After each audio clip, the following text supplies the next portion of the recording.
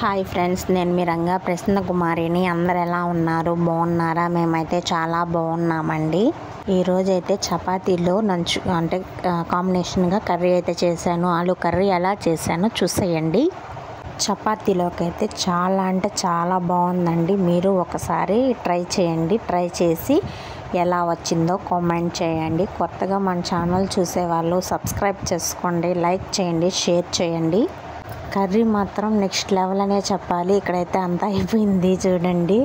అంటే ఒకటొకటి వేస్తూ చూపిస్తున్నాను కదా. ఫస్ట్ ఆయిల్, తిరగమాత గింజలు, అదే పచ్చిమిర్చి, కరివేపాకు, ఆనియన్స్ అయితే బాగా వేయించుకొని కొంచెం అల్లం పేస్ట్ వేయండి.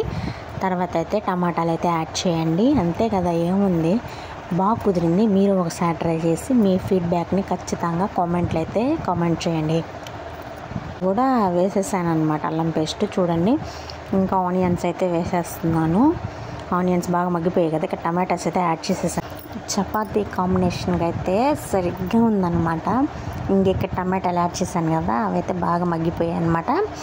ఇక్కడైతే కారం అయితే 1 స్పూన్నర అయితే యాడ్ చేశాను. నేనైతే ముందుగానే ఉల్లగడ్డల్ని పీసెస్గా కట్ చేసి ముందుగానే ఉడికించుకున్నాను అనమాట. ఇంకా అవైతే యాడ్ చేశాను. చూడండి, ఇక్కడైతే ఇంకా వాటర్ కూడా యాడ్ చేసేసి మసాలా పొడి అయితే వేసాను. ధనియాలు, చెక్క, మొగ్గ, లవంగం అవన్నీ వేసి పొడి చేశాను, అదే తీసాను. ఇక్కడైతే కూర అయితే ఉడికిపోయింది. ఇంకా ఆఫ్ చేసేసాను అనమాట. ఉడుకుతూనే ఉంది, ఆఫ్ చేయాలి. అప్పుడు ఇంకొంచెం చిక్కబడితే బాగుంటుందని చెప్పేసి ఇంకోసేపు అయితే ఉంచాను. ఇక్కడైతే చాలు, ఈ కన్సిస్టెన్సీ చాలు అని చెప్పి ఆపేసాను అనమాట. ఓకేనా.